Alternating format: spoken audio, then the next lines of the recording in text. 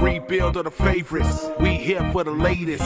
South side or the north side, not tuned to the greatest. Home team for the home teams. Both sides got our own rings. On the mound or the long ball, but we don't put the wrong strings. Yeah. It's that time of the year now. Wrigley or a guarantee, so the whole league that we hear now. New show with a new mood. Discussions and interviews. Trade rumors that might be. This is Pinwheels and Knife. All right. You guys ready? Yes, sir. 3, 2, 1. What's going on, everybody? It is Thursday, March 16th, and you have found the Pinwheels and Ivy podcast. I am your host, Matt Zawaski, a.k.a. Southside Zoe, a.k.a. First Round Exit. And with me, as always, Mr. Aldo Soto. I cannot believe that Beef Loaf did that to you, Zoe. It was good. We won't forget. We won't forget. No, it was really mean, actually. But it's all right. My Covered video. The 20% voting spread, though. So Yes. you got that going for you. Yes.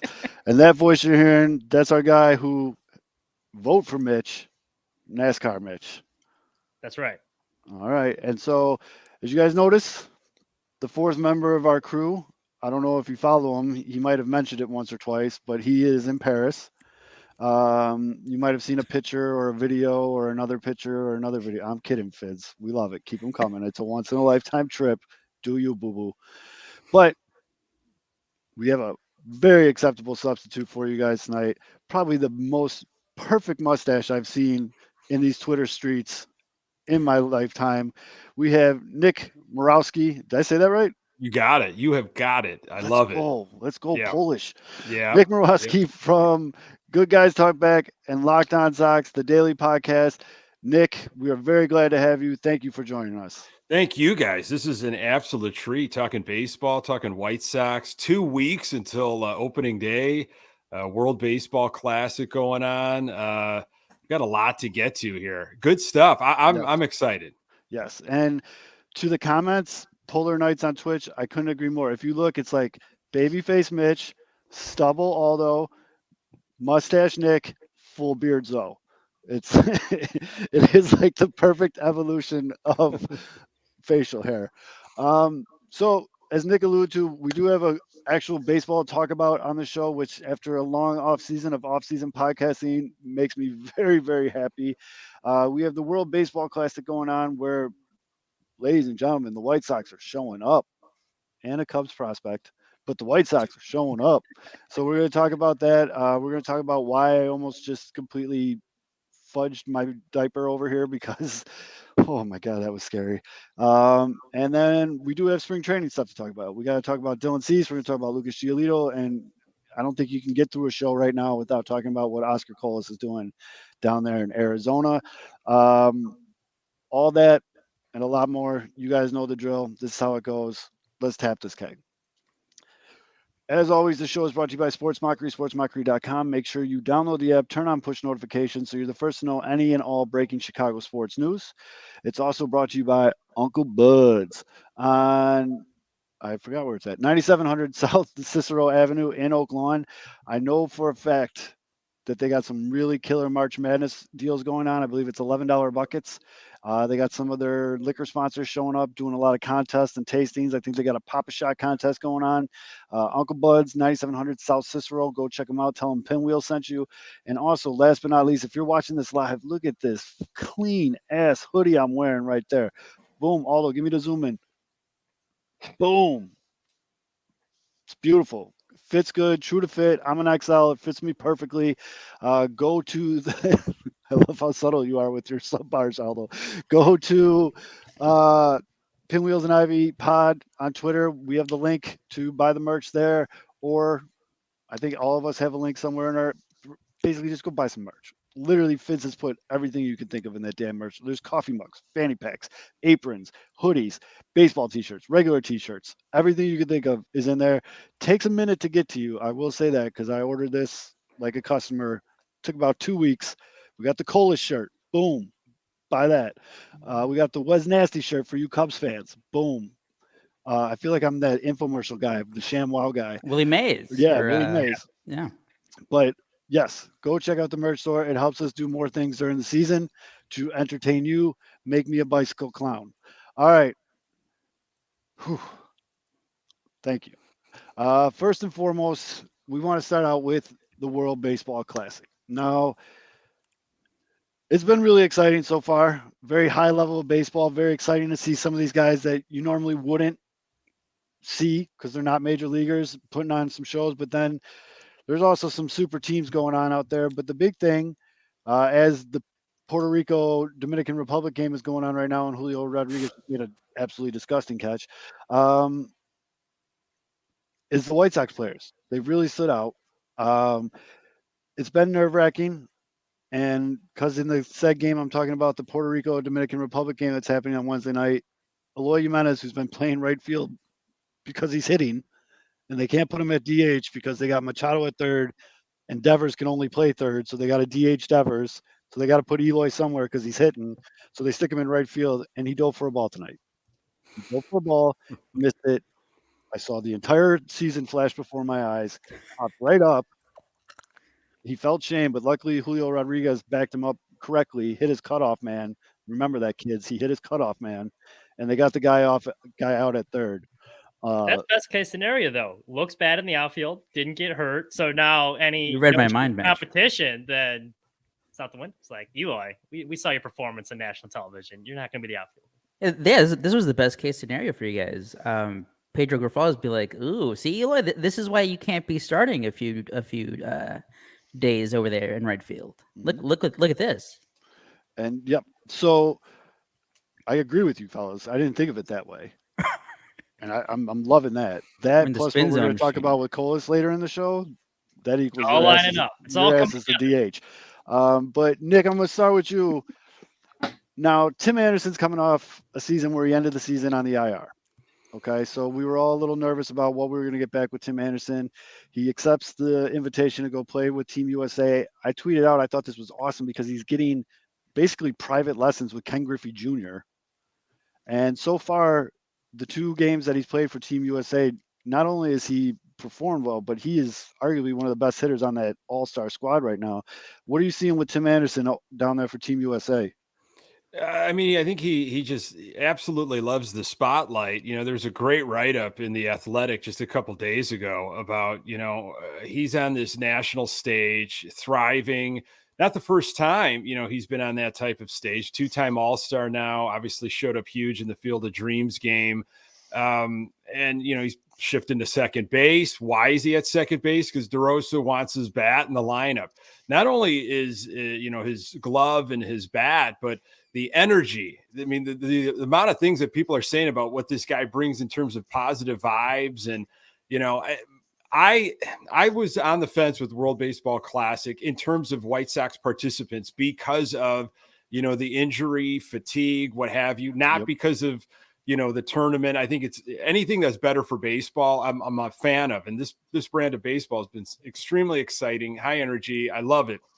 But, after what happened last year, and I just wanted to go into 2023 healthy, but I found I started to, turn, and I felt like, competitive play, these guys playing for their own country is probably going to be a lot more meaningful than getting at bats and innings and in some random Cactus League game. And that's what you're seeing with Tim Anderson. Now, this could be another topic that maybe we go down in this show. What is happening with Tim Anderson, in this sample size? And if it continues through this World Baseball Classic, and if he continues to what he's been doing this season with the White Sox, he just might price himself out, in terms of what Jerry is going to be willing to offer. That's a great point. I wrote an article about this a couple weeks ago saying that they would be wise to extend him now. Because if you look at the shortstop market, infielder market in general, it's way over what the Sox would pay for anyone. And Tim Anderson, not only just from a baseball standpoint, because you know what he can do, but just from the marketing standpoint, he is the most marketable guy on their team. You have Mike Trout coming out and saying this guy's a star.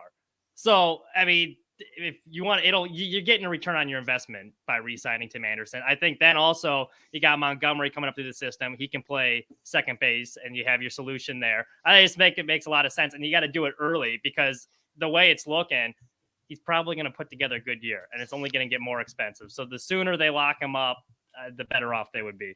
And I agree. And one of the biggest things that we talked about it on the show when when we were starving for content, and someone put that video out of him in a batting cage.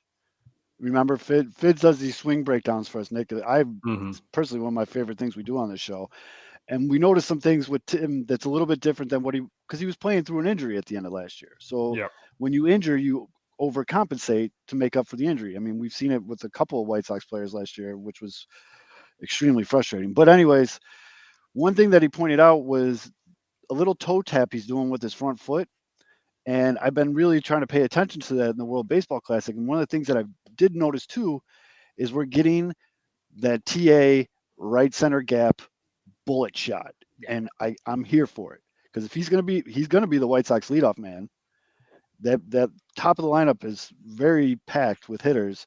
So if he can get on base at a high clip with that little bullet he throws out to right field, I am here for it. And we talked about it earlier in this show, a couple episodes ago, how we think with the new regiment in place on the South Side, they might give TA a little bit more of a green light to steal bases this year. Yeah, and I think he went to Driveline this past offseason. They say that in the comments right here, boy. And and that just tells you, like, this guy who just wants to get better. Just give me more information. Give me a list of things. What are the best of the best doing? And I'm willing to take that on and do it. And I think it's more than just Tim Anderson. It's others on this White Sox team that we have read about this offseason. I don't, credit maybe Pedro Grifol, credit whatever happened last year, but it's like, hey, I want to get better. Like, lead me. Lead me. What are the best doing? And it's great to see that from Tim Anderson. With Jose Abreu gone, it's like we talk about leadership, and is he going to be the leader? Do we need to have a defined leader? I mean, this is Tim Anderson's team. This team is going to go the way of Tim Anderson. And if this guy's cooking right now, that's great. I just can't wait for it to happen against Houston and beyond. But, to what Mitch is saying, I think the bigger picture, because there's a lot of other guys that, we're going to have to be signing, or at least be thinking about signing or re-signing. You got to figure out this Tim Anderson, because he wants to be in a White Sox uniform for the rest of his career. Now, how are you going to make it happen? I don't know, but it's a must. You're going to have to pay a little bit more than you want to, but he's coming off, for Tim Anderson standards, a down season. So I would almost think even before this year, because I think we all project that he's going to have a pretty good season this year. So, yep. And the other on Team USA, the other pitcher that we had, or the other player we had from the South Side that went out there, is Big Bubba. Lance Lynn went out there and he showed the world his whole screaming routine. It was a very Lance Lynn-esque start. What'd he do? He gave up 2 hits. 2 hits, a home run. Was a home run. Yeah. 6 strikeouts. 6 strikeouts, no walks. Yep, in 5 innings. The no walks was the big thing to me. Mm-hmm. But in 5 innings, that's after a rebound. Yeah, especially with USA coming off a big loss, that was a big one. But go ahead, Aldo. Who do you give up the home run to? Jared Young, Cubs legend. There you go. 27. Nothing against guys who are 27, still at AAA, but yeah, he got his first cup of coffee in the majors last year. Mm-hmm. No, I know. Go ahead. Oh, I was gonna say the Lance Lynn start. I mean, yeah, it was against Canada, but I mean, hey, Canada had a couple. They beat Colombia, I think. It's not like Canada was that much of a pushover. But what you love to see, at least if you're watching as a Sox fan, is like he's obviously not going to be intimidated by anyone. He is going to be the intimidator. He is going to pepper the strike zone with the fastballs, overpower guys.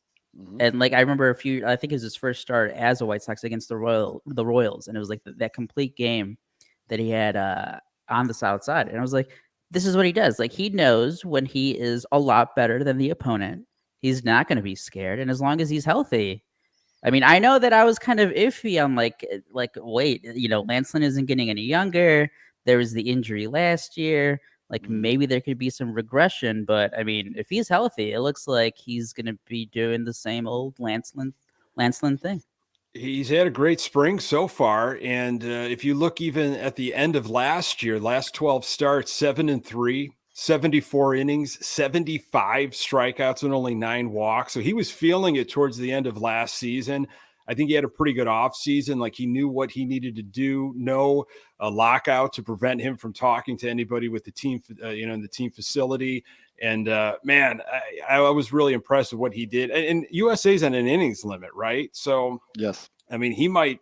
I don't know. Maybe he could have gone longer if he wanted. He wanted to. I mean, he probably wanted to finish. I think it was the pitch limit that did. I think it's 65 is start, I believe. Yeah. MLB players are limited. I agree. And to your point, Nick, people got to remember Lance Lynn didn't have a spring training last year. His spring training basically started mid-season. He needed to ramp up. Look, man, he's not getting any younger, and he's not exactly the picture of health. He's a big boy, so he needed a little bit of ramp up. And excuse me, I think getting good Lance Lynn right out of the chute with a pitching staff that can go a couple different ways would be a very huge thing for this White Sox team this year. And he doesn't even have to be an ace, but if you give us a sub-4 ERA and eat innings, I think is the biggest thing, because Kopech, you always worry about with the injuries, so that's a lot of innings the bullpen's going to have to cover. Clevenger didn't throw a ton of innings last year either, so that's a lot of innings you're going to have to cover. So I think the biggest thing with Lance Lynn is he's got to be that innings eater. And even Dylan Cease, he gets a lot of strikeouts, but the pitch count goes up a lot. Like he didn't have many starts. We're going to talk about Dylan in a little bit, because Dylan's got some work to do. And then I guess kind of going off of Team U, because yes, Kendall Graveman's there, but I think he pitched to two guys. He got out of it. I'll give him that. But so you're so down on Kendall. I just don't like him. He's not bad. I don't know why you don't like him. I know. I just don't. There's something about it. I just don't like him. Could be worse. He could be Jake Diekman. Right. Yeah. It's also very true. But the story of the day right now is Cuba making it out of their bracket, and they're led by two White Sox players. And they're led by one right now. Well, one right now. But, I mean, you talk about something that you're seeing that's really encouraging is Yohan Moncada right now is 8 for 19 with 3 doubles, a home run, 5 RBIs, 4 walks, only 3 strikeouts. We all know how big of a number that is for Yohan Moncada. 3 strikeouts and 19 at-bats, leading the team second on the team with a 421 average. He's doing it from both sides of the plate. The home run swing looks silky. I mean, that's another guy, though. We've talked about this at length, though, with the upcoming season, but that's another guy. If they can get a hot start out of Yohan Moncada. Yeah, I mean, a guy that didn't start the season with the club, that what was it, a oblique ab situation at the beginning of last season. He started this World Baseball Classic off slow, but when it mattered, he stepped up. And I think that, that's a very encouraging sign. Look, I think Yohan Moncada, the White Sox have so many players that, could be bounce back candidates, comeback players, hey, I think Yohan Moncada is right at the top of that list. He headlines that list. I don't know where you're going to find a better third baseman. I think he could be in the Gold Glove category. He's such a polarizing player because you'll have certain fans that'll just be like, he's garbage, he's lazy, he's lackadaisical. There's no emotion out of him. He's like the Jay Cutler of your White Sox third baseman. Like, show me some emotion, pretend you want to be there. That's not his thing. Robin Ventura wasn't, crazy with emotion, but he wanted to win more than anybody else when he was a player. And that's how I think Moncada operates. It's like he just doesn't have that type of demeanor. I think I'm ready for Moncada to have a big year this year. Yeah, I'm right there with you. And I was I agree with what you said about the World Baseball Classic. I was the same way where I was not enthusiastic seeing all these guys mostly because of the injuries. But I think what you're seeing with Moncada is one where it's going to be really good for him. Because as you mentioned, it's not a talent question with Moncada. It's like the body language is really bad. So people question the effort. And I think a lot of it's just self-confidence too. Like when he's playing confidently, you can tell. And there was times last year where it looked like he had no confidence in the play. You'd be watching pitches go that were in the strike zone. So now that he's performing on a big stage like that, I think it gives him a little extra mojo heading into the season. And, you really take off from there. Because the talent's there. It's just better putting it together between the years. No, I think that's a very fair point. We all know the glove's going to be there. He's already had a couple Chanana plays for Cuba. The other White Sox player on Cuba, Luis Robert, not as hot. 5 for 22 with 7 strikeouts. Does have 4 RBIs, only 1 double, so he's hitting base hits. Some of the, but that's what he does. Spin zone. I think all those strikeouts came in like in the first 2 games. So yeah, He had some rough at bats at the 7 beginning. strikeouts, Yeah. 4 of them Yeah. came in that first maybe one. he just wasn't used to being able to use both his hands. I don't know. What- I mean, some of those swings still look like one of those Yeah, late it's August. it swings from still last year. it still looks like the word is out now, not just in the league but globally, that you could throw him a 0-2, 1-2 slider low and away in the dirt, and he's probably going to take a swing at it. What's frustrating is that seems to be the thing that they were working on with Castro and others, is taking pitches this offseason. Like they're working on literally how to track a pitch and to practice plate discipline. So when you saw those early at bats from him in World Baseball Classic, you're like, what? Did you just skip those days where you weren't paying attention? And that's always been his bugaboo, man, is plate discipline. It's just swinging and going after pitches that he has no business chasing after. And I thought some of that would eventually go away. I'm hoping like that's not how his season starts. It's interesting. He hits off speed pitches better than he hits fastballs, though. Yeah. If you look at his average, and he had Yeah. more home runs off of speed. So I think that's part of it. He's like, oh, curveball. I can hit Yes. it's like terrible pitches. His first at bat, I think it really did look like he was almost surprised that guy couldn't get over 90 miles an hour. Yeah.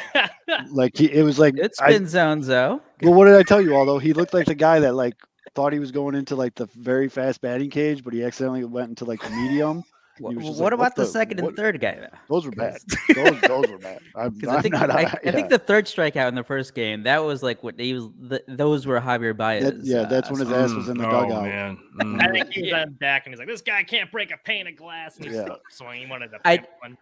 I think it's something specific to especially the Cuban team and with Luis and Yohan Moncada is the pressure that these guys are under, especially with the Cuba. It's the first time they're letting MLB players who have defected to play for Cuba, and I think there's still a lot of stuff. But there's a lot of tension still, like players who are called and they're like, no, fuck you guys, like I'm not playing for you. I didn't like the way you guys treated me after. Is that what I Jose left. Abreu did? I think he was one of the guys who was called and was like, no. Go fuck yourself. And I remember, I think I put it in our group chat, Zoe and Mitch, that third game. So they're losing to Panama, and it's early in the game, and they pan over to the Cuban dugout, and it was very similar to the vibes that were the 2022 White Sox. And who's the guy who sparked them out of it? Yohan Moncada. Ever since then, you read off the numbers though, 8 for 19. I think ever since then he's been 8 for 11. So all those hits have come in the last 3 games. The power, the double, the home runs, the walks, and I think he's only struck out once in the last 3 games for Cuba. But I think early on, maybe some of that pressure was a little Robert trying to do too much. Maybe you would hope that maybe that's why he was swinging at the sliders on the other side of the batter's box. But I think Mitch, you said it's a confidence thing with some of these guys too, especially coming off injuries, not playing full seasons, getting some of the negativity. Who knows how much they take that in, but and then representing Cuba, playing overseas, that pressure. But to start off, getting those good vibes off with a new manager, that clubhouse has been talking all offseason or ever since they've gotten together in spring training. It's and we've seen the clips of yes, we want to prove it to the fans, and it's good to see at least there's some positivity when they come back with some of the good vibes. The work that they put in with Tim Anderson going to Driveline, it's not just talk. That you are seeing some results on the World Baseball Classic, which I thought it wasn't going to be as intense. I didn't really pay attention in 2017. Dude, this is game 7. But I've been watching every most night. of these games this year, and it's these guys care. It is actual competitive baseball. This is game 7 every night. This Puerto Rico Dominican Republic game. Puerto Rico's up 5-2 in the top of the 7th, but this game is intense. They were having parades You 2 only hours had before the game in the stadium. Rope off the wall. But speaking of the DR, that's the last White Sox player I want to bring up is Eloy. And when he's not doing whatever he's doing in Giving right you a heart field, attack, Zach? he's batting 500. He's Yeah. 5 for 10. Yeah, he is. And he only struck out once. He's got 1 double, so he's getting base hits, but he's got 2 RBIs, a lot of situational hitting. And in a lineup that is Stacked. 1 through 9 potential MLB All-Stars, he's batting 5th. I'm not surprised though. Like he's the one guy that you're never worried about. Like he needs to have a bounce back year. His problem is like playing a full Staying year healthy, because he could put yeah. up these numbers like if he was healthy. He's just never on the field. That's the issue. And why isn't he on the field? Because he does shit like that. Yeah. But my biggest thing with Eloy, and I think I mentioned it after the first spring training game, my man looks svelte. He looks fit. He looks like half of the size if he was last year, and it's muscle. You can tell it's muscle. He doesn't have like that like baby fat anymore. You know, like he's toned up. He looks really, really in shape, and he looks like a guy that's just going to absolutely punish fucking baseballs this year. He got back to a weight that he said he found success in the minors. So, I mean, I appreciate that. I think it's going to take pressure off his legs for sure. Look, I love his attitude of, hey, I want to be out in the outfield. 25, 26 years old. I think Grifol said he's got the right attitude. Who wants to be just a DH at that age? I agree. Hey, I'll give you the shot, but listen, at the end of the day, you're helpful to this team with your bat. And if you want to be helpful to this team, listen, you've got to be our DH. We've got the outfield covered right now. And I know we'll talk Colas in a little bit, but now that you've seen what Oscar Colas has done, like we're good. We're good in the corners right now. Like you stick with DH. No, I'm with you. I think they sent a pretty clear message to him when they went out and signed Benintendi. Yeah. Oh yeah. And, kind of like, hey man, this is what it is. Like we got a guy who's a Gold Glover. He's known for his defense. It's literally, he's out there for you. You beat a bat, let him handle the glove. We'll figure it out. And so for those of you joining us, we have Nick Murawski from Good Guys Talk Back and Locked On White Sox joining us today. We were talking a little bit of World Baseball Classic, and we're going to kind of switch gears here and talk about what's going down in Arizona. And I think that's a pretty good segue when talking about Eloy to talk about the guy everybody's talking about right now. All White Sox fans are. And you know what you should do? Aldo, hit him with the image. Wait, now keep talking. You know what you should do if you're pumped about this guy? You should buy a shirt at the merch store. Look at that guy. They couldn't do better on the model. Anyways. You don't like disgruntled? He looks like he says, man? do you know who my dad is when he can't get into a bar? Wait, we got to send your modeling pics in, Zo. Yeah, there you go. Well, someone photoshopped my head on that picture. But it's Oscar Colas, and I finally was just like at a point where I just tweeted out there. I can't think of a reason, baseball wise, that this is not your starting right fielder. I know Han likes to check all the boxes.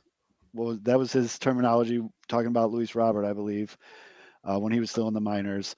And I know they have like this weird criteria, but with the new CBA and, the whole managing like years and stuff like that is kind of gone. But the kid right now is 12 for 33, batting 364 with an OBP of 382, slugging 576 with an OPS of 958. The 2 home runs he hit might not have landed yet. Moonshots. Yeah. Absolute fucking piss rockets. Yeah. And that was the thing. Actually, Nick, it was your tweet that I kind of piggybacked on when you're like, hey, everybody that's mad that he's just hitting singles needs to calm down. We know the power's there. Yeah. And I took your tweet to the show that night, and I was just like, my biggest thing with him in this spring training was I wanted to see how he saw major league pitching. And he's got a great eye right now. He's only walked once, but he's only struck out once. He's putting bat to ball. And that's what I'm seeing with them. I mean, what about you, Nick? Yeah, I went out there. I was in Glendale for a couple of games. You do have a nice tan. Again, there were a couple nice days, and I had pretty good seats. He's built like a truck. He's a giant dude, and I saw one of the games. He hit a ball on the screw effortlessly over the center fielder's head. Had a double. Hit another base hit down the right field line. He has said, during the offseason, he's like, look, the reports are out against me. Like, people know where my weak spots are, and I'm working to get better there. And I think that's just a sign of maturity. I think he's, he was working with Robert this past off season. I'm wondering who he was going to look at in terms of a role model, almost like a mentor, because he's going to struggle. I mean, the guy's going to have some peaks and some valleys, and who's he going to look at? And, Abreu's gone, and you might not have to look too far from a guy like Robert, but when I tweeted that out, it was like, look, this guy's getting his hits in. The power is going to come, just like, what we've seen with Vaughn over the years. I think the power is going to come with Vaughn, but I'd like seeing the hit, solid contact, working counts, patient at bats, and taking what the pitcher gives you, not always just trying to, jack one down the right field line. But if you need to take one to left center, because that's what it was, an outside pitch, I love seeing that kind of stuff. So if he's serviceable, at least in right field, which I think he has so far, he's my starting, right fielder on opening day. 100%. And I agree with you. I mean, everything you just said tells me you're a professional hitter. You're not just a meatball that can hit balls far when you happen to make contact with it, Javi Baez. But you actually can go with a pitch. You can read a situation and know I got to put this in right center.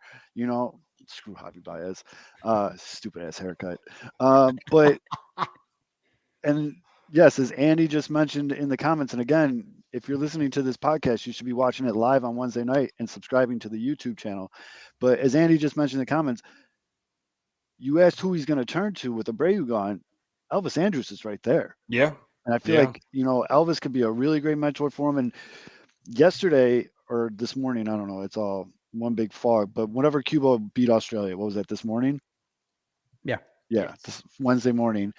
On Instagram, Oscar Coles posted a video of him, and he's watching the game on his phone, and you can see him like actively rooting for Moncada and Robert. I love that shit. Yeah. These guys will tell you, I'm a big fan.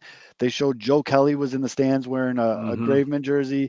The Cubs had a couple of their prospects there to watch that other prospect play for Team Canada. That's the stuff we do in Little League. Oh, my buddy's playing on this diamond. I'm going to go watch him and support him. And to see grown millionaires doing that for each other, that shit pumps me up. I love that. Shows me that this team's already a little bit more a family, as Jose Abreu likes to put it, than they were last year. Oh, this team is I think completely different in terms of that respect, culture and chemistry, togetherness. Oh, it is a completely different world. If you are to just, we don't know what's actually going on, but if whatever you read, and look, I was paying attention just as much as I am now last season, and it, the things that are coming out and the things that are being said, and the things that are being like volunteered of like, hey, this is what camp's all about. And I've never been in a camp like this in all my years. It's different. Yep. No, I totally agree. And the other thing that I want to get your opinion on, Nick, because this seems to be a pretty, I think it's a really interesting topic, and I don't think enough people are really kind of talking about this. I know our buddy Uncle Beefloaf, who likes to sacrifice people in the first round of his tournament, he's written a blog about this, and ever since his blog, it's been something that's been on the back of my mind, and I'd love to hear your take on it. Jake Berger has 4 home runs in this spring training. He's 8 for 35, not great, with 12 strikeouts, so that's a 229 average, but he's kind of like a bat for hire. But the problem with that is he has no position. Guy blew out both ACLs. He's okay at third, but what do you do with Jake Berger, Nick? That is the question we've been asking for a while. His path obviously was to hit his way onto this club. And even then, I don't know if you were going to leapfrog someone like Gavin Sheets with the lefty power bat, or a switch hitting bat. He's been playing first base quite a bit, which I guess I didn't even think about that, because the big question was, well, can he play second maybe? And he's been getting a lot of reps at first base and obviously filling in at third with Moncada gone. Sadly, I don't think Berger makes the club out of Arizona, which I don't think is a huge surprise, but he's got a major league bat.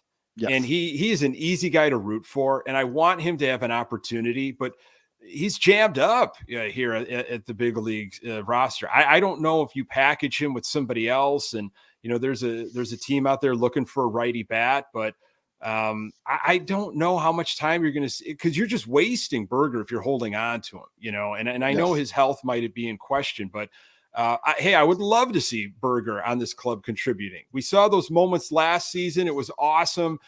He is a fighter, man. He's been through a lot. And he's got the bat, but I don't see him on this club outside of Arizona. I think Ty that's goes a way to the to put it. lefty in these competitions, and then Ty's going to go to the better fielder, and he was going to lose in both of those. Yeah, and I think you guys nailed it. You root for that guy.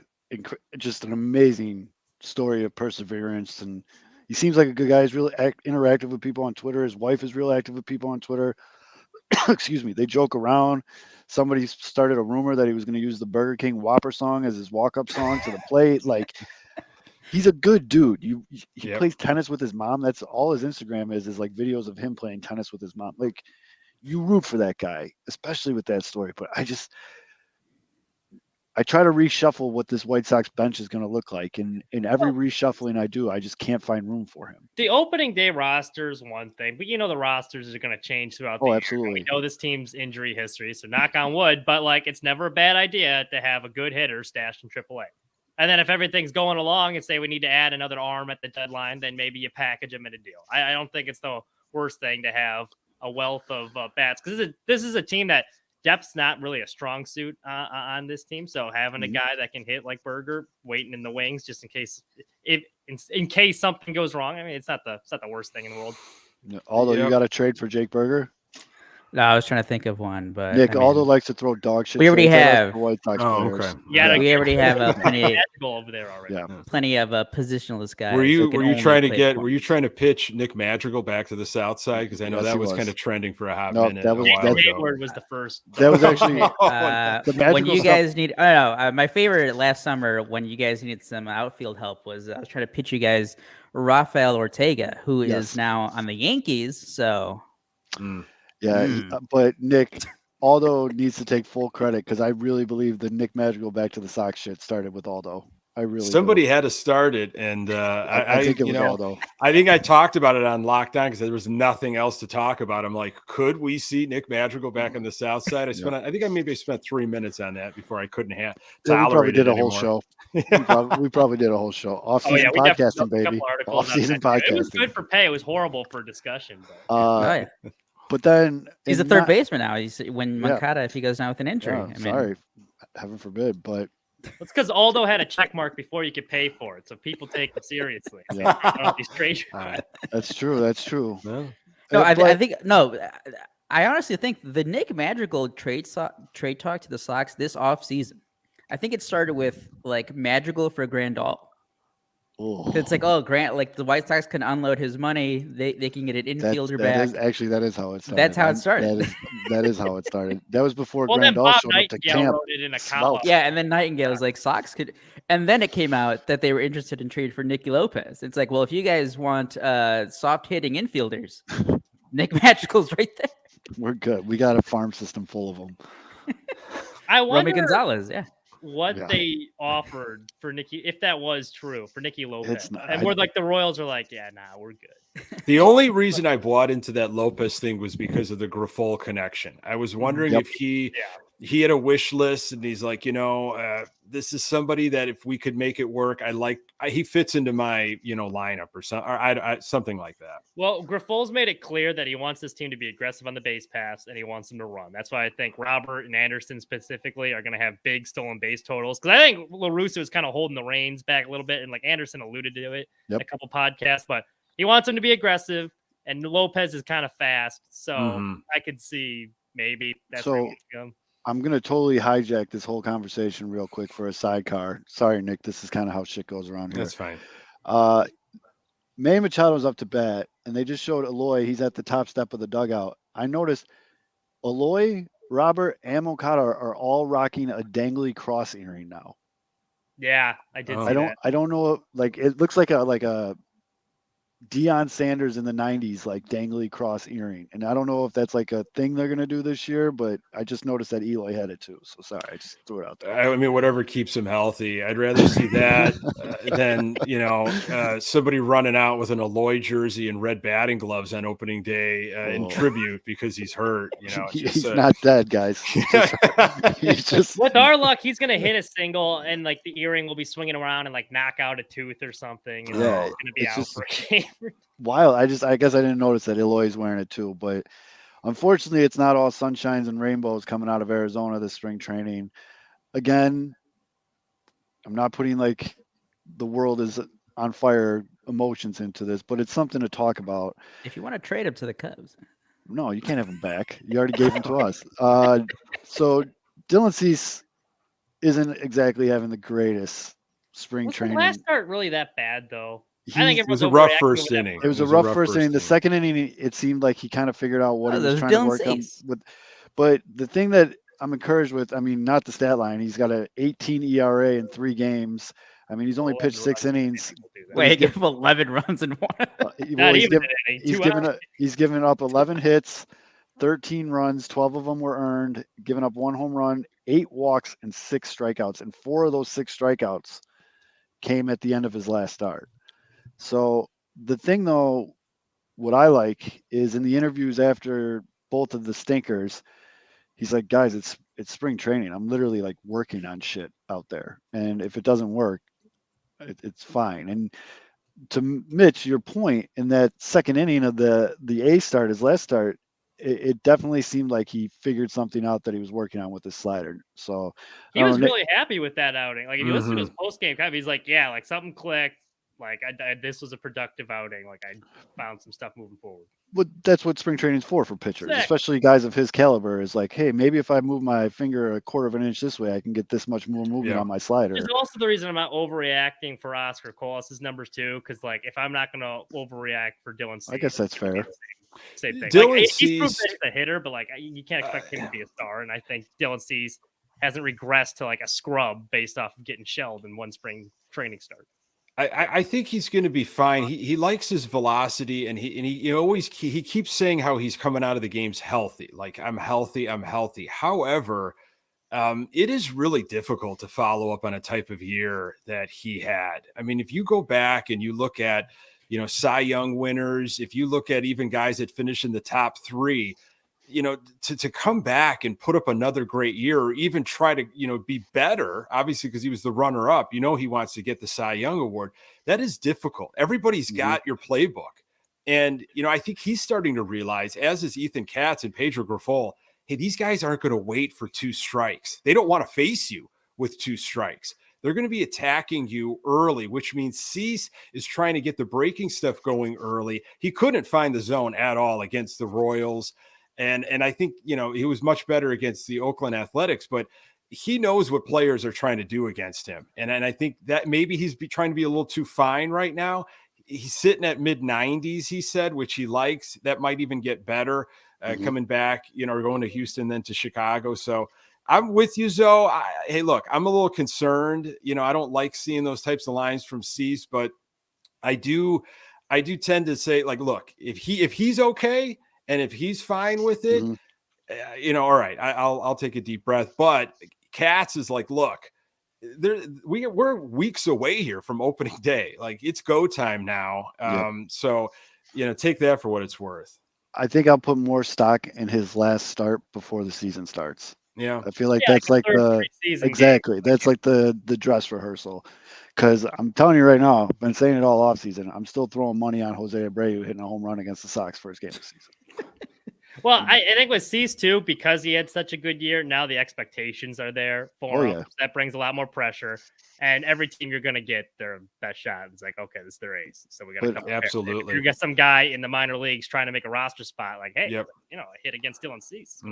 So on the other side of things, though, and this is something that we talked about at length. We did a whole video breakdown. Homeboy lost all that weight he gained before last season for no freaking reason. But Lucas Giolito is coming out of the gates. He's pitched 5 innings, but has 9 strikeouts to only 2 walks. He did give up a homer, but that's what it is. And only 2 earned runs. So that gives him a 1.60 whip. I really liked what I saw from Lucas Giolito so far. With him, the biggest thing I think, because he's another guy where like confidence seemed like seemed like an issue last year. The pitch clock, I think, almost helps him though. Oh yeah, he found a good rhythm, and now he doesn't have time to think about it. Just get it. And we know he has good stuff, so I actually think it's going to be good for him. Pitch clock is going to be huge for him. Yeah, I think he can be his own worst enemy. You know, he overthinks things, and just to get him going, and dropping some of the weight, more agile, more flexible, not just like some upper body beast like he was. I mean, he was intimidating, but I don't know if that's the best. I don't know who gave him that advice. That's what I just want to know. I just for repeatable motion and your arm whipping through and agile. I just, for his lanky kind of like, that was the perfect model for a pitcher. So he's kind of returned back to that form. I like everything that I heard. And his spring has been solid so far. Yeah, I think you both brought up exactly what we talked about when we did the breakdown of that pitching video, the flexibility, how much higher his leg kick is, but something I didn't think about till you guys just mentioned it. So Lucas, as we all know, with the rocking back and forth and everything, he is a flow guy. And I didn't really think about how the pitch clock will eliminate opposing batters dicking around at the batter's box to take him out of his flow. Mm-hmm. You can't do that anymore because you could tell people were doing that to him. So that's really interesting. That's something to think about because that could be huge for for Lucas Giolito. I would also, if you're going bounce back candidates, he's right up there because he's pitching for a new deal too. Yep. Yeah. He wants to get paid. Well, here's a question for you. And this is where I think the Sox are going to win either way. He's pitching for a new deal, which means I think he will have, he'll come back. He'll have a better season, which is great for the Sox. Mm-hmm. But I'm sorry, I don't see him in a White Sox uniform in 2024. You're not alone in that. That's pretty much the common sentiment. Because if it comes down to paying Tim Anderson or paying Lucas Giolito, they're going to pay Tim Anderson. Sox don't pay for pitching anyway. No, they don't. So, they don't pay pitchers. I mean, and like the Giolito not coming back to the Sox, like that's been, like I think it was the beat reporter from the Sun-Times, like he wrote about it even like in 2022 during spring training, during like the whole arbitration little fiasco, and like the way that he was writing, it was just it was just like he's probably not going to be your best 2023. Some of the other pitchers to note, my guy Raylo has looked pretty darn good. What is that? 5 innings pitched, 3 strikeouts, but he's only given up. Has he even given up a run? Yeah, he gave up 1 run. So he's got a .80 clip right now and a .180 ERA. But with Liam doing what Liam's doing right now to get his health back, it's going to be really interesting to see how this closer by committee works out that they keep talking about with Graveman, Lopez. You got Joe Kelly's kind of the old dog on there. It's Diekman. I mean, they're saying Bummer's going to be ready by opening day, but he might not throw much at all in Cactus League play. And Crochet not until May. This bullpen has a lot of question marks, and that's the one thing that I'm worried about. Not factoring health. Like, of course, I'm worried about health, but besides that, this bullpen, on paper, I mean, it's pretty depleted from the point you made with Hendricks and not having Crochet right away. And they're going to need that bullpen because, these starters aren't going to have their legs right away in April and May, and trying to navigate the pitch clock. You might see some of these max effort pitchers, they might not be able to, recover quickly in between pitches or in between innings. It's not the same. And that could be a chore in April and May. So we are going to rely heavily on this bullpen. And I don't know if we've got, what will it take? Maybe 8 guys. There's a lot of question marks out there still. Who would you have as the close? I would have Graveman right now as my closer at this point. Who would you have in your 9th inning? I'd have Lopez. Let's go. Even though he doesn't have a single save in all of his career. I like what I saw last year. He wants it, and I'd take Lopez. I agree. Okay, I have a question.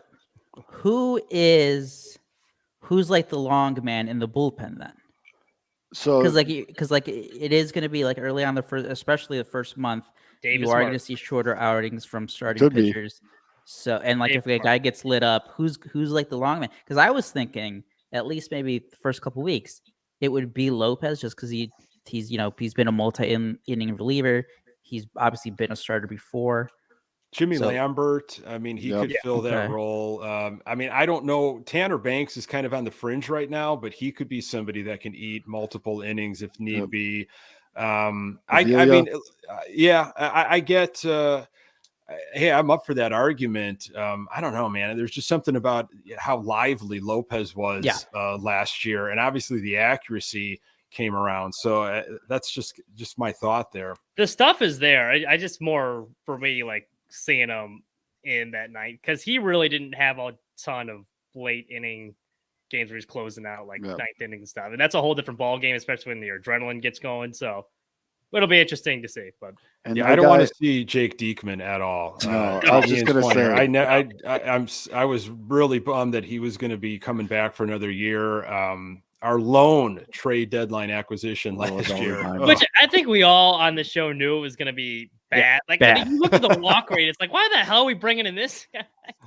But as our guy Ian says in the comments, though, Avila, Santos, and German have all looked a lot better than Diekman. But the problem is they're all right-handed. Mm-hmm. Yeah. I mean, I guess we didn't even bring him up when we were talking about WBC. Jose Ruiz went out there and he showed me a changeup that he did not have last season. Yeah. And he pitched it for a strike and he got a guy 2 strikeouts with it. Call me crazy. It seemed like every time I would be at a game, if it was a blowout or he was in mop-up duty, elite stuff. Whenever you had him in a high leverage situation, it was the control, man. Like it was the control. Control is always.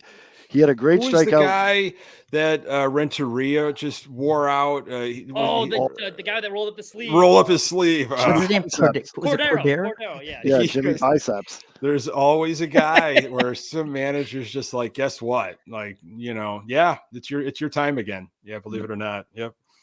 Yeah, but I wasn't really too high on Jose Ruiz, basically because of the exact reason you said, Mitch. In any kind of decent, important situation, the control just went right out the window. But I will say that I was very impressed what I saw in that WBC start, and it's because he was controlling that changeup. It's a 90-mile-an-hour changeup. You know what I mean? It's crazy, but it was dropping. If he adds that to his arsenal, I could see him being a middle innings guy for this team. He's also facing like a AA equivalent roster, though. Hey, man, some of those AA guys have been doing work in this WBC. I sit here all day and watch it, dude, because I work from home, so it's on this TV nonstop. So I do have to say, Mitch, there are some games. It's like, oh yeah, no, like this is good ball. These are good players, come from other countries, and then like there's other countries where like, I mean, like there's a reason why these guys are getting mercy ruled. Like, right. There was a guy from Canada pitching, and I was like, this guy looks familiar. I looked it up. I saw him pitch for the Kane County Cougars last year. It's true. It's very true. The last pitching performance that it'd be remiss not to mention, Michael Kopech finally took the bump. Mm-hmm. He went 3 innings, struck out 1 guy, but he didn't give up a run and he didn't walk anybody. And it was, for those Kopech fans out there, it was borderline. You need to change your undies after that because it was looking really good. It was beautiful. If he can come back serviceable as he's the X factor. You need a minute right now. Like it was so encouraging. Although it was so encouraging though, because that 4th and 5th spot for the White Sox is so up for grabs. You got the whole Clevenger bullshit, but I think they're past that. But pitching wise, he's a 5th starter at best. That's his ceiling. So. Yeah, 30 plus starts, 170 innings, 180. I know he wants 200 innings. I don't know if you're going to get that this year, but I mean, his legs though, it looked like he put muscle on those legs, and he's talked about wanting to be more of a pitcher, not a thrower. He's not falling out of bed throwing 100 miles an hour anymore. It's more about the craft of pitching. He wants to go deeper in games. He knows if you're going to be a strikeout pitcher, you might not see 6, 7 innings. So Right. becoming more of an artist, so to speak. I love it, man. If his knee's right, and if he truly is healthy, hitting the ground running here March 30th, that could be huge for the starting rotation. Oh God, yes. Like you saw it last year for the for halfway through, I think through like June, I want to say he was a Cy Young candidate numbers wise. Like you could have made a case. Mhm. He had a sub 2 ERA for a while. I think he had a great start against the Dodgers, if I recall, and it was around that time. And it was like a 6th good start in a row. It's just a matter of staying healthy. Yeah, he went on a run. He definitely, I remember that. He went on a run, and that's kind of really what got my hopes up now, where It was I'm the same thing the year before, too, in the bullpen. You could tell when he hit the wall and like the numbers, like all of a sudden, inflated, whether it be like fatigue or injury. And then all of a sudden, late in the year. now, Nick, before we pick your brain here about what you think for the upcoming season, Eloy Jimenez just struck out in the bottom of the 8th. Puerto Rico's up 5-2. The loser of this game is out. For a Dominican Republic team that has 9 potential All-Stars in their starting lineup with 3 on the bench, to get bounced in the first round, Yeah. I wouldn't be mad because Eloy gets to come home. But yeah, I'm right there with you. that's bad. That first game that did him in. Yep. Yeah. So although you're better with this kind of stuff. So USA plays Colombia after this game. What is USA just has to win or not lose by 3 or more runs, right? Basically. And then, but if they lose 7-4, then they go to like a third tiebreaker that is, I guess it's kind of ERA. Like they word it so weird, but I guess it goes to earn runs. I just don't know. I don't realize what the tiebreaker isn't just like run differential, after head to head. But yeah, as long as they win, which they should. Yep. But I mean, hey, it should be New Mexico. But they didn't. But and if they don't lose by more than 3, they're going to be in. The only bonus to USA losing would be, well, 2 things. 1, Tim Anderson, Graveman, and Lance Lynn get to come home. And 2, I would hope that means Mark DeRosa just is never on TV again. Because if that's the case. What did I tell you before? He had a lot of dog in him. Yeah. What did I tell you guys last week's episode, right before you guys even started to play? Never liked Mark DeRosa. Like he was he was pretty good on the Cubs. But ever since he became, an analyst on MLB Network, and whatever he would do, his like trade scenarios that he would come up, his so bad, his list, like logic for them. Just terrible. I mean, obviously the guy knows a hell lot of baseball than I'll ever dream of knowing, but not my cup. Don't sell yourself short there. Yeah, not my cup of tea. But again, I said it. In the episode right after he said it, he completely lost me after the whole hypocrisy thing where when Tim Anderson did the bat flip, he went, if my kid did that, he'd be in the car going home. It's a disgrace to baseball. But then all of a sudden, Team USA, I told Tim, I need the bat flip. Give me the bat flip, dude. Yeah. I could say, and I know the United States has a whole bunch of stars, and I get it. Like all these guys deserve to start. But to just not play Kyle Schwarber that second game after just being a guy who just hits home runs all the time. Like, come on. What are you doing, Mark DeRosa? I haven't seen the lineup for tonight, but I got to imagine Schwarber and Tim Anderson, and he's got to have JT Remuto behind the dish. Hold on, I'm going to look at it. Anderson's in the lineup, I believe, in front of Will Smith, perhaps. So they got Will Smith in over JT. Oh, that's a bold strategy. Here you go. Lineup for the deciding game. We got Mookie, Fishboy, Paul Goldschmidt, Nolan Arenado, Pete Alonso at DH with Kyle Schwarber in left field. Ooh. Okay. Tim TA's playing second. Will Smith is catching with Trey Turner at short. And Merrill Kelly is pitching. That's so annoying. Team USA could have had the most amazing pitching staff the WBC's ever seen, and everyone was just like, nah. There's a scenario. Second?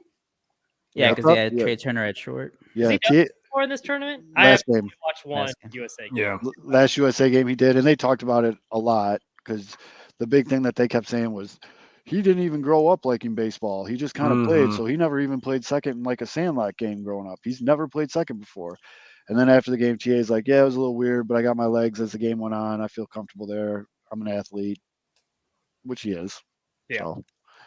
There's a scenario where if the United States advances, they'd be the second team in their group. They would play Venezuela. The winner of that plays Cuba. So you That'd be can see awesome. some Sox Alright. versus Sox. I got a question for you three. Since TA, he's an athlete, he was a good basketball player in high school. Daniel Polka, McDonald's All-American. Who wins in a game of one-on-one? I'm gonna go with TA. Did not expect that question. You could have gave me Yeah. 1,000 guesses on where you were going with In that. a game of horse, Daniel Polka. Yeah. One-on-one, probably Tim Anderson. I think that's the right answer. In the paint. I'm taking Daniel Polka. Polka's hitting a couple bombs in spring training for the Red Sox. Yeah. He is. Yeah. You get Bull back, Mitch? Because I can see maybe Polka gets the first bucket, then he just, backs down Tim. Just bully Bigger ball frame. in the post. Yeah, bully ball.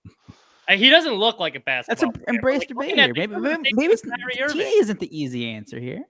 I think it is. He was on a team with Kyrie Irving in high school as McDonald's All-American. I think TA. You know he was putting the clamps on him in practice. It'd be like the Looney Tunes. TA would like run around him so fast, Daniel would trip over his own feet and fall. Daniel go boom. But all right. So opening day is within reach. I think 15, 14 days away. Yeah. We've talked kind of bits and pieces up to this point on the show, but where are you at, Nick, with this team? How are you feeling going into this year? The White Sox have the most talented team in the AL Central. They did last year as well, and they just got outplayed. They beat themselves, one of the worst defensive teams in all of baseball. Obviously, injuries and also from a manager point of view. But this year, they're going to be better prepared. Obviously, health is the key factor. Do these players, you got the bullpen material stuff, whatever the Guardians did, comments towards the White Sox after they won the division. Mm-hmm. I don't know how much you gauge on that. I've always thought of it like, does this team going to buy into what Pedro Grifol and the coaching staff are selling? Do they want to learn something new? Are they going to swallow their pride a little bit and say, yeah, last year was an absolute embarrassment. This guy has never managed before in all of baseball, but he's got a pretty impressive resume, and other guys like Salvi Perez that will advocate for this guy. I'm willing to give this guy a shot. It sure seems like they have. I think Grifol has brought along a really nice coaching staff, people that he's comfortable with, that he trusts. I read the things that, Jose Castro is saying that he's going to implement. Man, world of different from what we were hearing from Menachino.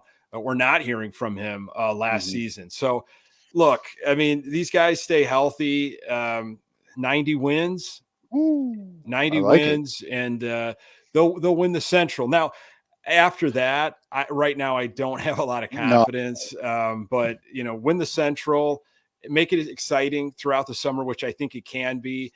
I think you're going to see some performances from Eloy Jimenez, from Moncada. I think Vaughn's going to have a good year. Benintendi, they're going to be fun to watch. I really do. I really do believe that. And then again, pitching staff, man, to see if Cease can follow up, and Giolito motivated, and Lynn, and an X Factor and Kopech. Wow. So I've got high hopes for this team. Okay. And then another question that I got to ask, because it's been a big topic of debate on this show and in White Sox Twitter and just fans in general. Who's on your bench? I like Hanser Alberto right now. The guy can play just about anywhere in the infield. He's got some pop with his bat. Now, you're going to have Sheets. I think they, in terms of I mean, front office, I think they love Gavin Sheets. I like his lefty power bat. I don't like him in right field. I don't mind him at first base. Now, the question then comes down to Hamilton. I think Hamilton, in terms of culture and chemistry, which Grifol's trying to build, you got to have Hamilton. Look what happened in 2021. You're not going to get the pop with the bat, but with the new rules, and if they're going to be more aggressive on the base paths, you're going to want that guy late in the game. I think he can play defensive as a defensive replacement, but that means the legend, Lurie Garcia, is in the outside looking in, and that's not going to happen with the amount of money that he's supposed to be making. So I've got, a guy like Garcia, Sheets, and Alberto right now, and Romy Gonzalez outside looking in. Yep. I think I Like he has not hit. Gonzalez should be on the outside. He hasn't hit anything this spring. He didn't hit anything the second half of last year. There's no reason for him. Like I understood the case for him as a utility guy, but at some point you got to like perform. It's a performance-based business, and he hasn't done that. Yeah. And if you look at his AAA numbers last year too, they're bad. Like Elvis Andrus had a higher slash line in all three categories than he did in AAA. He's just not a good hitter at this point. For those that don't follow it as closely as we do, you probably hear a name like Hanser Alberto, and you're like, who? But he's a second baseman as a primary position. But in spring training right now, he's 9 for 19 with 3 doubles, a triple, and a home run, and he's only struck out once in 19 at bats. He played some pretty big innings with the Dodgers last year. Like they liked him a lot. Like he would at least like once or twice a week. Then I go to his 2021, and where did he play? Kansas City Royals. And Pedro Grifol knows him very well. The stuff that Pedro Grifol has said about Hanser Alberto is shocking. Like one of the greatest personalities in a clubhouse. You know, not an ounce of selfishness on him. And again, this goes back to like Grifol's wish list, trying to put together a team that he's comfortable with. I'm sure he told somebody in the front office, go get this guy if you can. I saw him in Kansas City. I like what he can do. I think he's of value for this team. Yeah, and I'm looking at his defensive 2019. stats. In 2019, so I remember that when the Cubs were transitioning to like we need to get more high contact guys, he's an elite like getting the bat on the ball. 2019 with the Orioles, I think he hit 305. Yeah, so, like it's not just like he's having like 2 hot weeks in spring training. And I'm like, looking. This is a guy who's like done it at the big league level. And Mitch, you talk about a utility guy. In 2019, he played second and third. He played most of the games at second, but he played 66 games at third, and he played left field and right field, and he even pitched a damn game. But I did see that. Yeah, I remember the dog days of the offseason when they signed him. Yeah, he's pretty. I went full in depth on Hanser. But actually, too, going back to the locker room point, one of the guys that Aspecola said that has been talking to him a lot in the locker room, he's been learning a lot from Hanser Alberto. So, I mean, would not be a bad guy by any means to have on the bench, just to have another veteran presence in there. He's been around the block. Yeah, I think you just talked me into Hanser Alberto, Sheets. It's unfortunately Larry Garcia, but Mitch loves him. And then obviously you got to have Sebi, but that's really interesting though. Mitch gets all his guys. Well, I was going to ask you guys. Let's say Larry Garcia I think because no matter what, you're kind of stuck with him at least to start the season. But let's say you guys get to the middle of May. You know, he's getting his couple starts a week playing the utility role, but he's still bad, like at least offensively. Does he get DFA'd? I think it's good by June 1. Yes. I do think it's good. Yeah, they've DFA'd guys they owed more money to. When was Keuchel DFA'd? Around that time, I think around like May. Yeah, maybe around late spring. I mean, what is it? $10-11 million. I know for Lurie. That was maybe Keuchel. Is Lurie? Lurie stole 11 million. Yeah, 11. There you go, 11. Yep. So, I mean. What I would like is for somebody to completely a couple guys to leapfrog him in spring and just say like we are so much better than you right now in spring, for at least there to be an argument, but nobody's really doing that right now. Hasn't done jack. No, hasn't done jack. Right. Mm-hmm.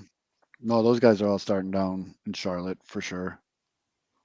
I think some of them are even just on non. Yeah, like those 2 guys, like Marisnik is going to get cut. Reyes might get cut. There you go, fish boy. Nice little triple for Mike Trout. Yeah, they're doing all that shit now. I gotta say, USA's road grays almost look better than the whites. I still don't like the hats. The hats are Do you like the? I mean, is this a logo on the side of the helmet? Is that coming to MLB? I have the same question, Nick. Because I saw at the first game, you see the big T-Mobile on the side of it's. Well, I mean, like aren't some teams like they're having like the? Well, the Padres have got the Motorola patch. I can't speak for many other teams, but I have a feeling, the patch is coming to jerseys, a sponsor. But I didn't know about the helmet. I don't really. The helmet, I'll get used to it. Yeah, like, that was much. kind of shocking to see. It looks like foreign baseball. It looks like a Mexican league or something. Or like they do that in Korea too. It's like, Yep. I mean, Might as well just put T-Mobile down the side of the pants, go all in. I mean, Mitch, you should love it, NASCAR guy. Love the sponsorship. Just make them human NASCARs. Because some sponsors don't look as good. Like Ricky Stenhouse Jr. has always got the Kroger sponsors, like his Sunny D car. Oh, of course. Sunny D just came out with adult beverages. Did you see that? Sunny D just came out with adult beverages. They got some screwdrivers? Basically, it's Sunny D with booze in it. Definitely, they're marketing to our generation. You're right, yeah. They got to bring back those terrible commercials. Well, Nick, thank you so much for your time tonight. We really, really appreciate it. Take a couple minutes now and tell people where they can find you and your work. Oh boy. So I got the weekly White Sox podcast, Good Guys Talk Back. Do that with my very good friend, Pat Hester. Find that everywhere. We usually do it Sunday nights, and we've been going live to our YouTube channel. And then Locked On White Sox, man, Monday through Friday, new episode every single morning drops. Subscribe to the YouTube page as well. You can watch that or just the audio absolutely everywhere. And I'm on Twitter at Nick_GGTB. So it's happening, guys. We are 2 weeks away. Yes, this is you can't stop what's coming, man. And I'm feeling pretty good about our White Sox. Yes, sir. And again, I really appreciate you. I can only imagine you do a daily show and then a guy like me reaches out like, hey, you want to come do another show tonight? But dude, I love this. I absolutely eat, drink, sleep White Sox. Last year took years off of my life. Last season, I mean, I was in a bad place, I think, by September. It was very therapeutic, though, because you wake up and be like, yes, he's saying exactly what I'm thinking. Well, yeah, I'm sure. I wear my emotions on my sleeve, and I'm a fan that lives by every single pitch, man. And that's just how I am. And I tell people, like, from the get-go, hey, you got a fan how you got a fan. If you're going to take it easy, man, and, it's a marathon of a season, I totally respect that, but also respect the people that are living pitch by pitch, like I am opening day.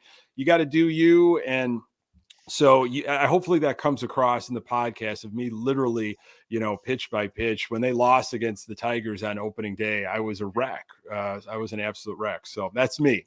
I can't be any other person. So there you go. Well, you're preaching to the choir, man. I've said fan how you want to fan about 10 million times on this show. And I will add, I do say this with 100% confidence. You have the best podcast voice in White Sox Twitter.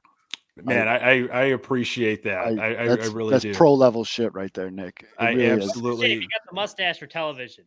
Yeah. Well, now it's like when you do a podcast, you're really doing a TV show because you also have to have your YouTube channel. So you guys, man, thank you so much. This was an absolute treat, man. We could probably do this for hours and hours. We have, and trust me. But no, Nick, we'll definitely have you on again during the season, and hopefully I can run into you at the park. We'll have a couple of ones together, bud. You know it. I'll be there. Thank you, Nick. We really appreciate it. All right. Thank you guys so much. All right.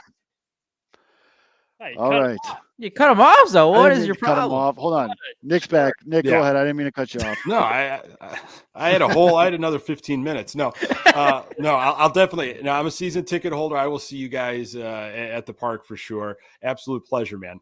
All right. Well, thanks a lot, Nick. Thanks, Nick. You got a tisk though. I didn't mean to cut him off. We don't have guests down here a lot. I was quick to the trigger. He's got an under 1-year-old. I didn't want to keep him here all night. I definitely wasn't going to keep him here through NASCAR Minute because I feel like he'd be like, "What the fuck?" We don't want to weird him out too much. Yeah. Yep. But with all that being said, hold on. Where's the video?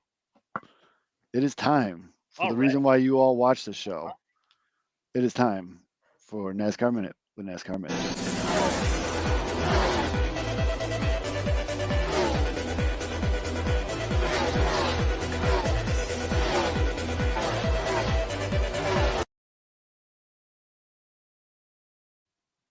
All right. This week's race was at Phoenix, which is a big race because there's 2 races at Phoenix. The other race is the championship race at the end of the season. So it's a good barometer to see where your car's at, kind of. So last year's championship winner was Joey Logano. He dominated at Phoenix. Clearly, he did not do any homework during the offseason, much like the White Sox. They didn't do anything. They just sat by, didn't do shit.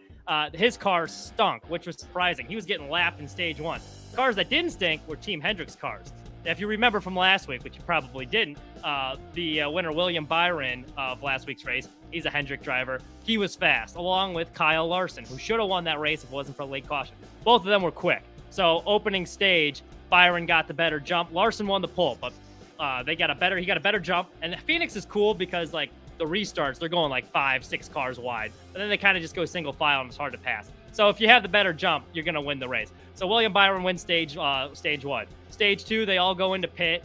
Kyle Larson's team has a faster pit stop. He wins stage 2. So it's clear that it's going to be a Hendrick type day. Stage 3 now. It's all going to come down to the first restart. Kyle Larson gets the better jump, so he's ahead. Now, he has a good short run car, which means it fires off. He's quick, like right off the get-go. But as the race goes along, it gets slower. In the back of the pack is Kevin Harvick. Kevin Harvick had a really good long range car. So he's slowly picking off guys, working his way up the field. If you remember, Zoe, Kevin Harvick, he's the Busch Light guy. So he's slowly moving his way up. He's on his retirement tour. He's really good in Phoenix. And all of a sudden, he's creeping ahead. He's going from like 10th. And the next stage, you see him in 7th. Then all of a sudden, he gets to 2nd. But he's a well behind Kyle Larson because Kyle Larson had the fastest car. So Harvick slowly running him down. He's getting bigger and bigger in his mirror. Then Larson's all of a sudden deciding, like, oh, crap, like Harvick's right behind me. I got to start trying, like, different lines on the racetrack.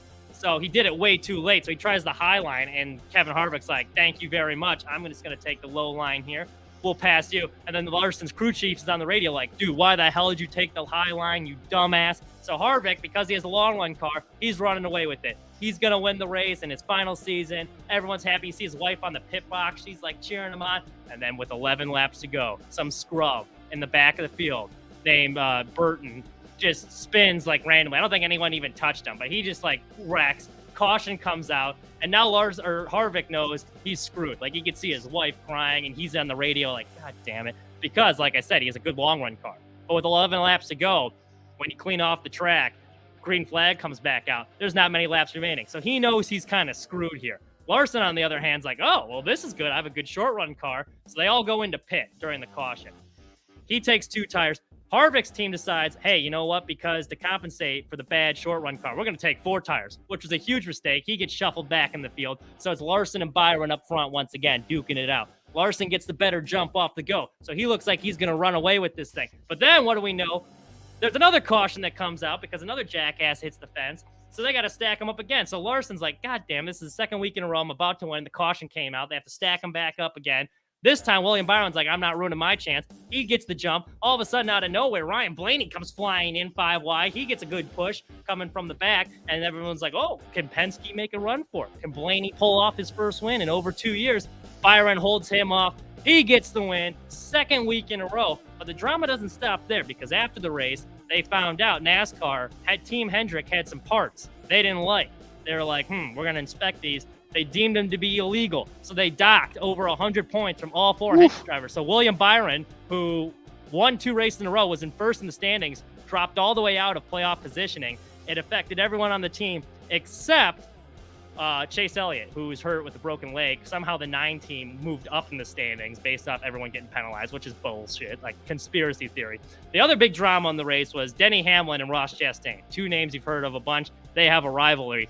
That last caution, Denny Hamlin's like, well, I'm not going to win. He saw Ross Chastain in front of him and just turned right and hooked him into the fence. It was like blatantly obvious. And then he goes on his podcast and then he was like talking about it. He's like, yeah, I saw him there. So I just decided I wanted to wreck him because, he had it coming to him. And then NASCAR was like, oh, you admitted to wrecking him. So then he got suspended and hit with a fine. So there you go. Well, he didn't get suspended, but he got hit with a big fine. And his crew chief, I think, had to pay some fines too. But yeah, there you go. That's your NASCAR minute.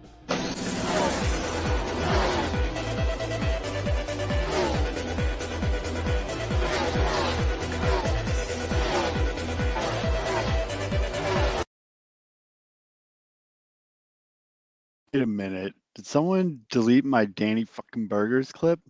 No. Oh, that's bullshit. I think it This Padres pitch is shitting bricks right now. Why? Because Danny fucking Burgers is up at bat. Guy just ordered Shake Shack straight to the dugout. He's never not be funny to me. Never fails. Never not be funny to me. But do you guys got anything else? vote for Mitch in the one? Oh yeah. So I got smoked in the first round. Although There's a you're bogus muted. matchup. Address the haters. Yeah, I drew dead. I got set up to fail right out of the gate. Had to go into all my bags of tricks, get all my big endorsements. Thank you to Obvious Shirts, Jay Zawoski, Herb. I'm trying to think of other big accounts that endorsed me, but there's a lot of people that showed a lot of love, felt the love, appreciate the love. But apparently Beef has just an army of minions out there. I mean, they put the poll up at like 8 a.m. I checked it at 8:02. I was already down 20. I was like, what? How do I come back from this? It's uphill all day. But it is what it is, you know. But now I can put all my effort into the Mitch train. We gotta get Mitch out to win that low bracket. I don't even know the guy that you're up against, but apparently he is well liked by. He's really well liked. I'm probably gonna get my ass kicked. That's why I'm trying to throw out all this content. It's not good content, but check it out. Maybe you want. I mean, Mitch, advice. I think you're gonna have to do like a live hit from a farm. Interview some cows. Live farm report. You know what? And then you'll hear like, "Guy, what the hell are you doing? Get off my property!" There's gunshots. I'm like running to the car. Yep, little shotgun. The power of editing, Mitch. You never know. You're actually pretty good at editing. Yeah. That was good stuff. I don't even know the guy's name, Jack. I don't know. I'm not Larry. Is his name? Yeah, it's all the people from Ass and the Penguin Channel. They all are big fans of him. Yeah, it's bogus. I posted a video and I had all these people like, "Fuck this guy, vote for Larry." It's like, oh, yeah. Mitch is like, I'm trying to have fun. Yeah, and I'm just getting shit on. Well, the good thing, Mitch, is we got some heavy follow count Twitter accounts as allies that will put out the word for you. Sure. We're gonna try to get this done. And worst case, the worst, if we're like halfway through the day and you're getting smoked, we'll throw $50 towards White Sox Dave and get the Barstool endorsement. So I just want to win one round here. We got to pull off. Yeah, we need one. Team. Yeah, actually, Mitch, you know what you could do? If you see that you're losing down, like there's just no way, just deactivate. There's no shame. There's no shame in just completely just losing. Just deactivate. Be like, I wasn't even on Twitter. What are you guys talking about? Puerto Rico won. Wow, Dominican Republic the Syracuse basketball of the World Baseball Classic? Wait, who was the 1 seed that lost to the 16 seed for the first time ever? It was like that was Virginia. Right? Yeah, they're Virginia because that team was supposed to win it all. They're Virginia. They're Kyle Busch in last year's playoff. But like who? Yeah, but like who's consistent? Because like the Dominican Republic consistently has great players. I don't think they've ever won this fucking tournament. Wait a minute. We have it's not Eloy, thank God. An injury? Very expensive closer, Edwin Diaz, apparently went down during the celebration. He's grabbing at his right knee and receiving medical attention. Oh my God! For Puerto Rico? Oh no! This is the Mets. It's the Mets, dude. Oh wow. No! Wow, he pulled an Eloy. No. Sickening. Wow. I mean, this is the Mets. It's the Mets. The Mets are Metsing already in the World Baseball Classic. Wow. They already have Jose Quintana, who's like probably not going to pitch for them this year. No. Wow. Oh my God.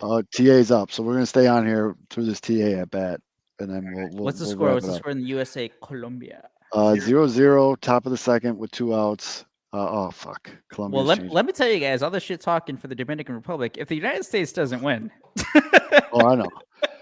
They are the bigger embarrassment. Colombia saw TA at the plate and got real scared, so they're changing pitchers.